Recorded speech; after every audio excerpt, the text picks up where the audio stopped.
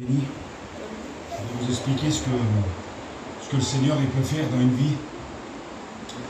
Vous savez, je n'ai pas grandi dans l'évangile, mais mon père et ma mère, à moi, ils avaient un bon foyer. Mon père, c'était pas un homme qui buvait ou qui se droguait. On manquait de rien, tout ce qu'on voulait, on l'avait.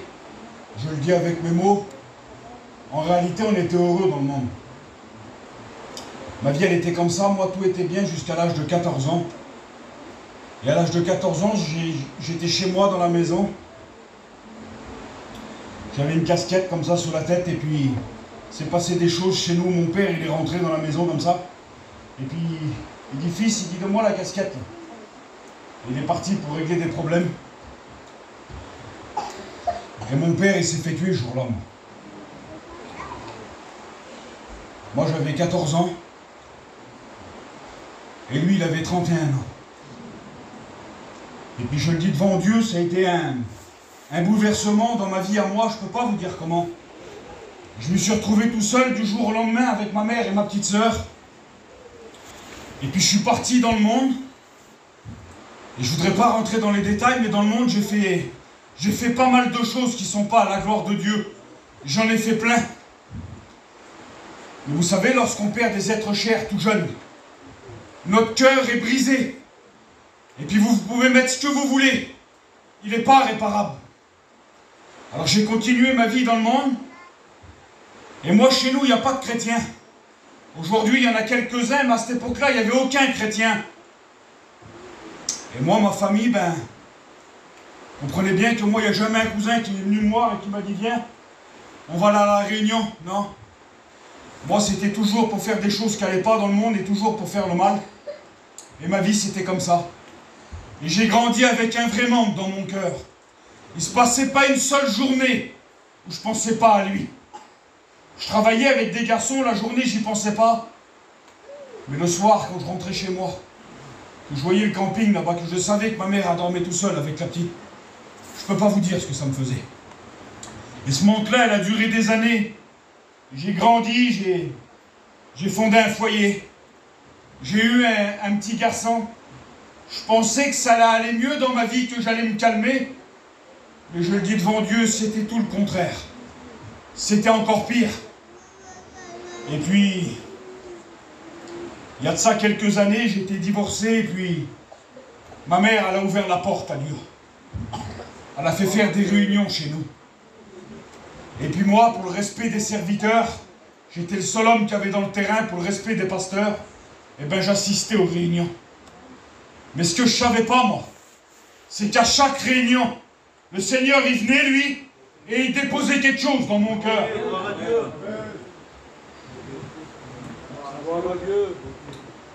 Et puis de réunion en réunion, ma femme, elle est revenue, puis elle était chrétienne, et puis j'ai commencé à aller à la réunion avec elle. Et moi, je n'avais jamais fait ça de ma vie. Un soir, je suis rentré dans une réunion, dans une maison. Il n'y avait pas beaucoup de monde comme ça. Puis je suis rentré dans cette réunion, puis je me suis assis. Et le serviteur qui a porté la parole de Dieu, je ne l'avais jamais vu de ma vie. Mais cet homme-là, il prêchait, et puis il était en train de dévoiler ma vie tout entière. Des choses que personne ne savait. C'était entre moi et Dieu, ça. Cet homme-là, il était en train de me les dévoiler à travers la parole de Dieu. Et cet homme-là, il prêchait et il disait ça, il disait, aujourd'hui, Dieu est ton Père. Il dit, le Seigneur est ton Père. Et je vous dis franc, moi, je n'étais pas chrétien. Et j'ai attrapé de la colère sur Dieu dans cette réunion. Et je parlais à Dieu dans mon cœur et je disais ça. Je disais, mais comment, Seigneur? Tu dis que tu es mon Père et puis ça y est alors. Mais je dis, tu sais toutes les souffrances que j'ai passées? Tu sais par où je suis passé avec ma mère? Et je me suis levé et j'ai voulu partir cette réunion. Et quand j'ai mis la main sur la porte, là, il y a une prophétie qui s'est levée. Et je le dis devant Dieu, je faisais comme si de rien devant les gens. Mais le Seigneur était en train de parler au plus profond de mon cœur. Je savais que c'était pour moi. J'ai monté dans mon auto avec elle. J'ai rien dit du tout, je ne savais pas ce que c'était. Aujourd'hui, je sais ce que c'est. C'était le Saint-Esprit. Je roulais dans mon auto et vous savez ce qu'il me disait? Il me disait, Timmy, Dieu est ton père. Le Seigneur est ton père, tout le long de la route, en boucle dans ma tête comme ça. Je suis rentré chez moi, il me dit, qu'est-ce que tu fais? Je dis, vas-y, je dis, j'arrive. Je suis un garçon qui a souffert pendant une quinzaine d'années dans le monde. Mais j'ai jamais fait une prière à Dieu. J'avais mon cœur, il était endurci, je ne peux pas vous dire comment. Mais ce soir-là, pour la première fois de ma vie, vous savez ce que j'ai fait? J'ai crié à Dieu. J'étais tout seul dans mon auto, tu peux le faire ce soir. J'étais tout seul dans mon auto. Et j'ai dit, Seigneur, tu dis que tu es mon père. Mais je dis, mon père à moi, il est parti il y a 15 ans.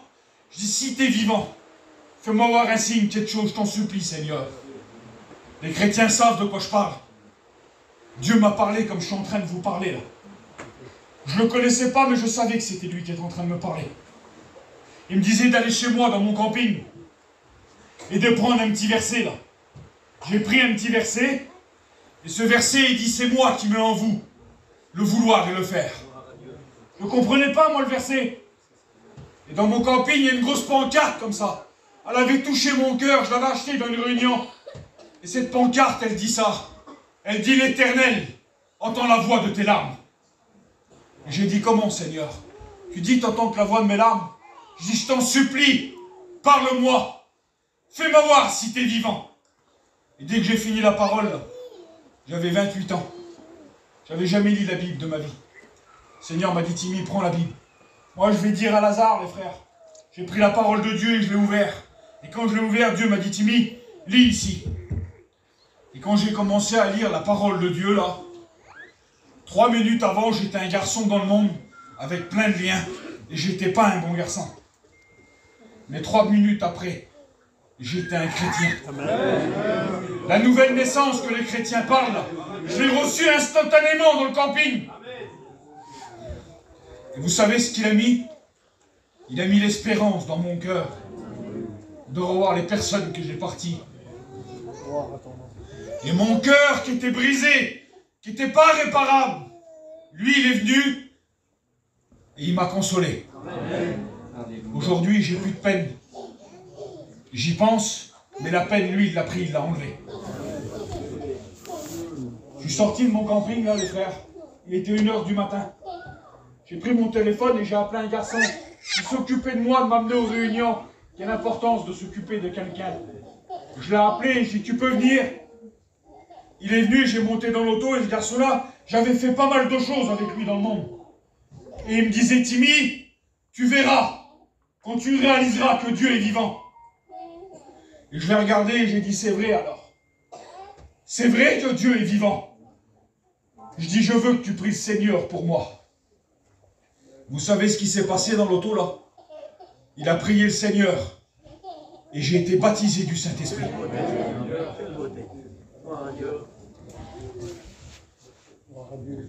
Je suis rentré chez moi, je ne l'ai même pas dit à elle, je l'ai dit à personne. Dieu me parlait et il me demandait des choses, il me demandait de m'afficher.